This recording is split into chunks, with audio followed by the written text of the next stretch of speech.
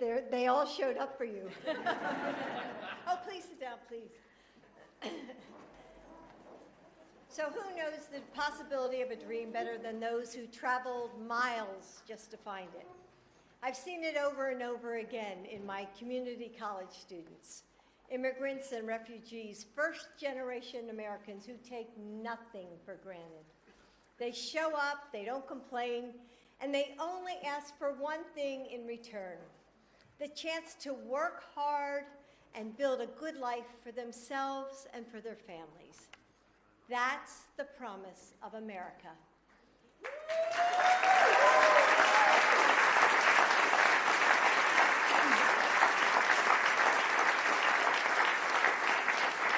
That's the promise that drew Joe's and my ancestors to the United States. That we are a nation defined not by language or ethnicity, by race or religion. That America is and always has been defined by us, we the people. So today I want to tell you an American story. You came to this country over a decade ago to work, to study, to find a future. You made a plan, and then you fell in love. So you built a life, a home, one filled with big smiles on little faces, with laughter and skinned knees, with PTA meetings and soccer practice. You go to the school of your dreams and start a business and tutor kids in math after school. And all you want is to give your child all the possibility of the world. But hanging over you is a shadow, a missing piece of paper, the possibility that your family may not be able to stay together.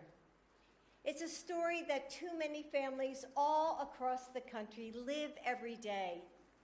Since Joe took office, we've heard from those mothers and daughters, those fathers and sons, about the agony of that shadow.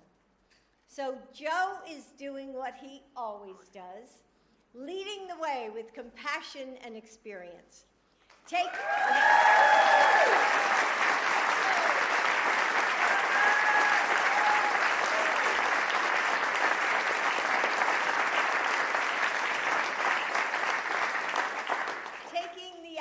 Of our nation, that our nation needs to thrive.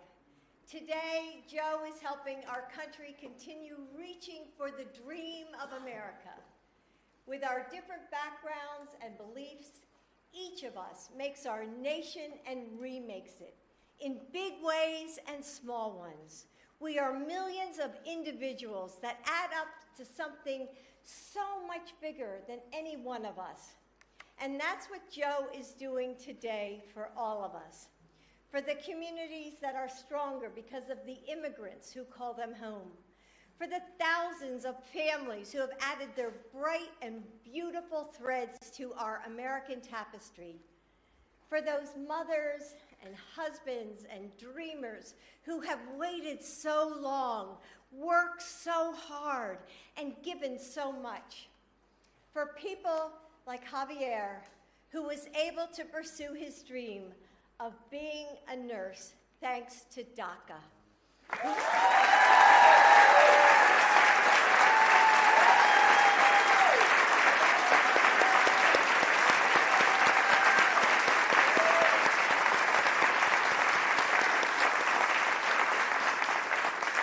Who saves lives every day, whose family needs him, and who shouldn't have to live in fear. Please help me welcome Javier Quiroz Castro.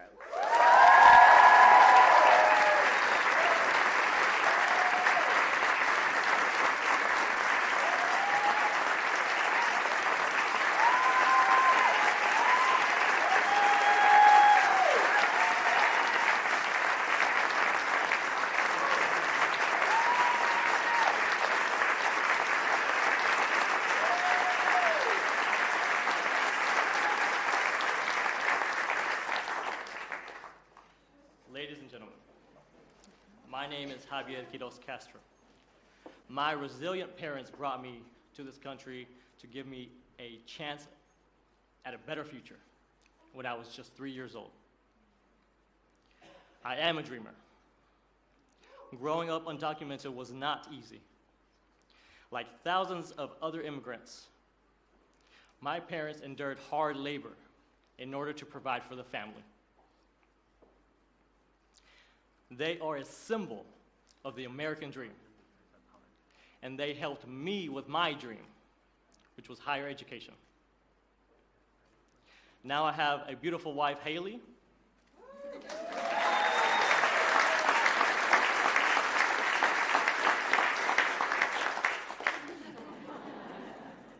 and two magnificent children, all of whom are U.S. citizens and who are counting on me.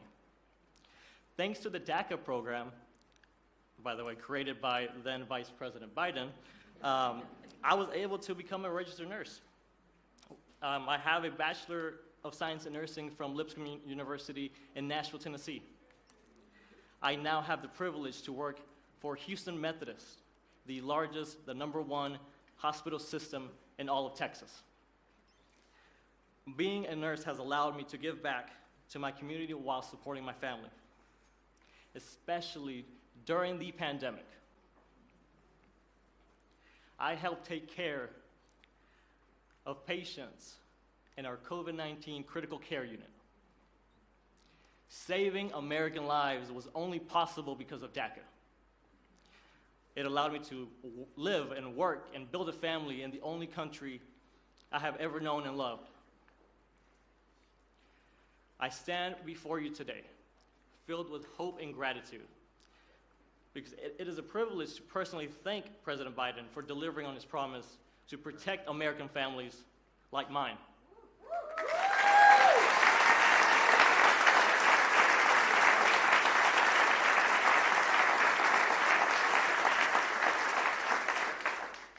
His actions today will prevent hundreds of thousands of families like mine across America from being torn apart, allowing us to continue to contribute to our communities and build a brighter, bigger future for our children. It is now my great honor to introduce the President of the United States, Joe Biden.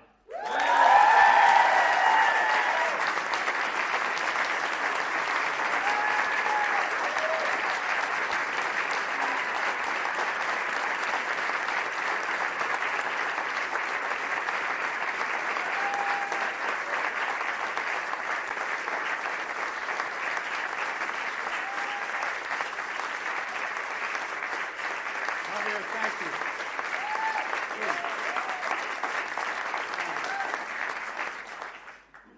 Today's a good day.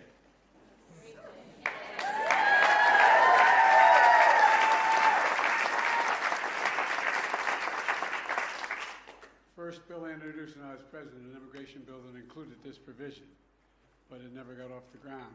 It needed a little more help. But now, today, a significant portion of it's being passed, or being by executive order. Javier, thank you for that introduction and for sharing your family story. You know, I've often said, doctors, we've been a significant consumer of health care in my family.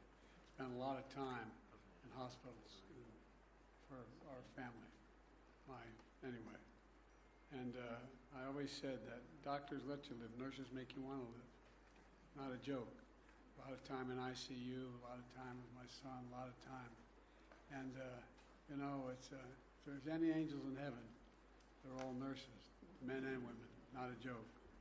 So thank you for what you did help us get through the pandemic, pal, and for all you're doing for our country.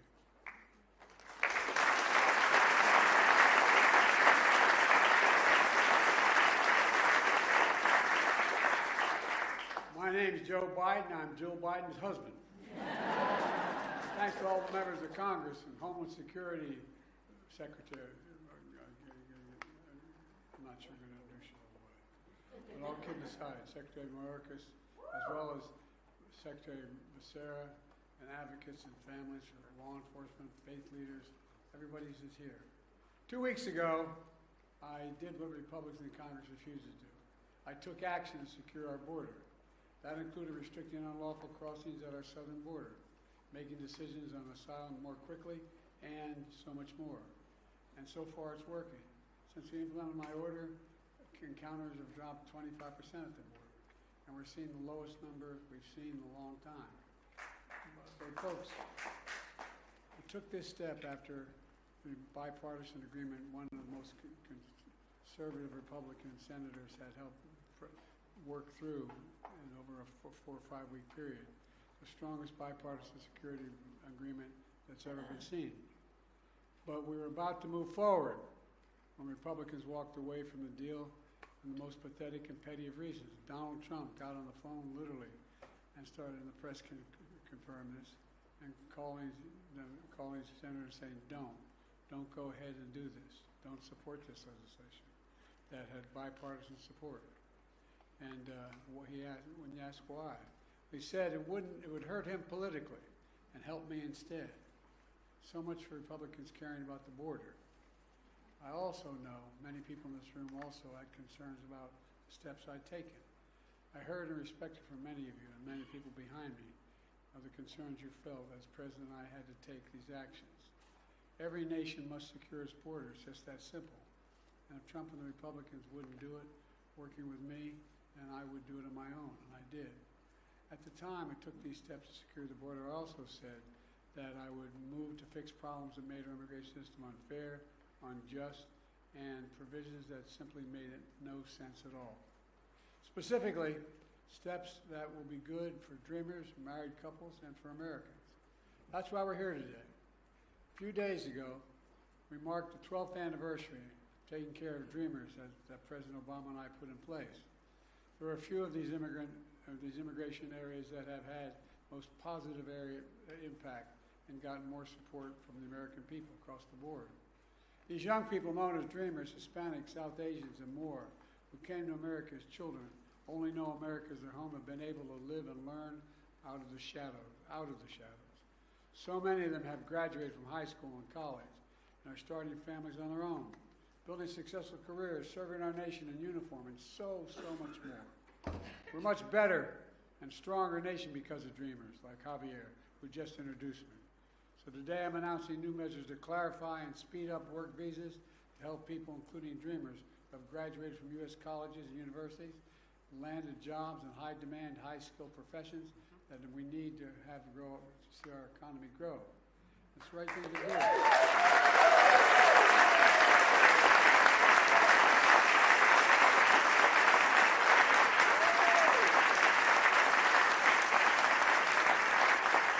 Those who have been educated at U.S. college and universities put their skills and knowledge to work for here in America. I want to keep building the strongest economy in the world with the best workforce in the world. We've already created 15 million new jobs, a record. We're seeing record economic growth, a record of small business growth. And I doubt why the action we're taking today matters. If you wonder about that, just ask business leaders, ask labor leaders, ask economists, ask elected officials. They know it's good for American business. They know it's good for the American economy. They know it's good for America, period. This step builds on other actions we've taken to support dreamers, from defending dreamers in the courts and expanding access to health care for millions of Americans under the Affordable Care Act, including for dreamers.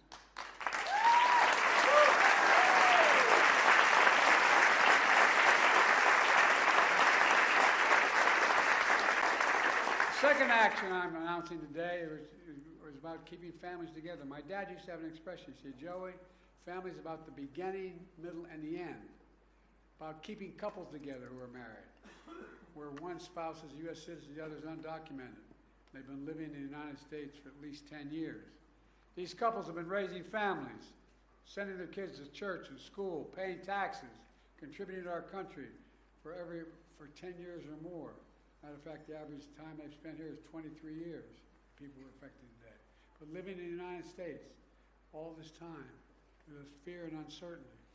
We can fix that, and that's what I'm going to do today. Fix it.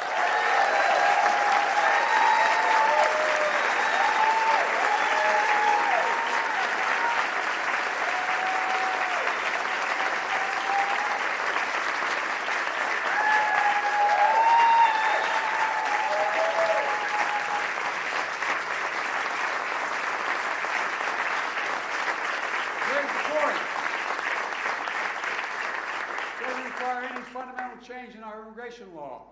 There's already a system in place for people we're talking about today. But the process is cumbersome, risky, and separates families.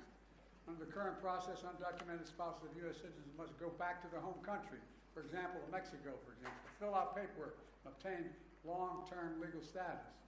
They have to leave their families in America with no assurance that they'll be allowed back in the United States. So they stay in America, but in the shadows, living in constant fear of deportation without the ability to legally work.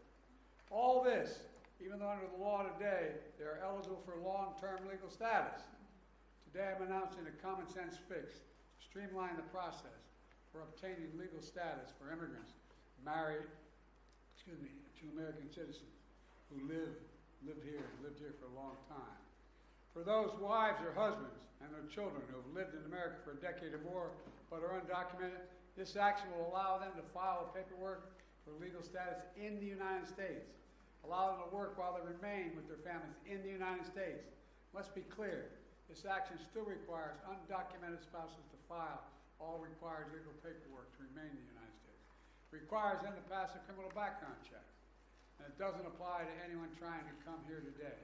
It only applies this action is a better way. It doesn't tear families apart while requiring every undocumented spouse to fulfill their obligations under the law. Look, the action I'm announcing today will go into effect later this summer. And by the way, just as was true for the protection of dreamers, the steps I'm taking today are overwhelmingly supported by the American people, no matter what the other team says. In fact, polls show over 70% of Americans support this effort to keep families.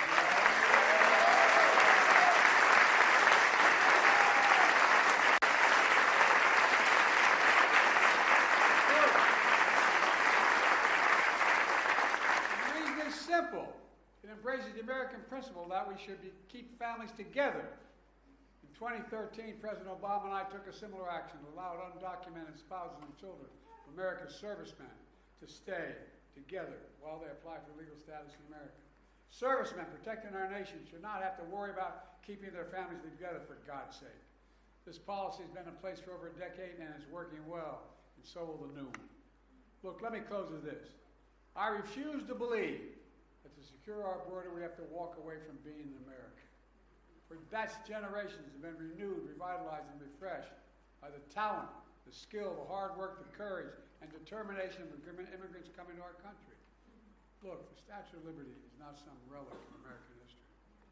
It still stands for who we are. But I also refuse to believe that for us to continue to be America that embraces immigration, we have to give up securing our border. They're false choices.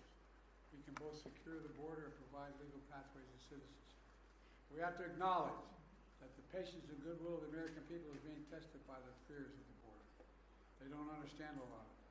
These are the fears my predecessor is trying to play on when he says immigrants, and his words are poison the blood of the country. When he calls immigrants, in his words, animals. When he was president, he separated families and children at the border. And now he's proposing to rip spouses and children from their families and homes and communities and place them in detention camps. He's actually saying these things. It's hard to believe it's being said, but he's actually saying these things out loud.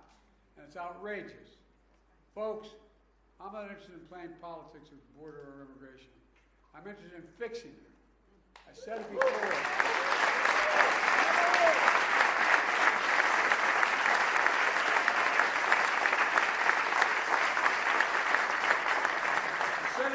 And I'll say it again today.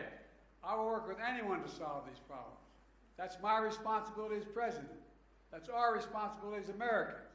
Because the simple truth is, there's not a single damn thing we can't do if we put our minds to it. We've got to remember who in the hell we are. We're the United States of America. And nothing is done like that. We're a nation of immigrants. That's who we are. God bless you all, and may God protect our forces. Thank you.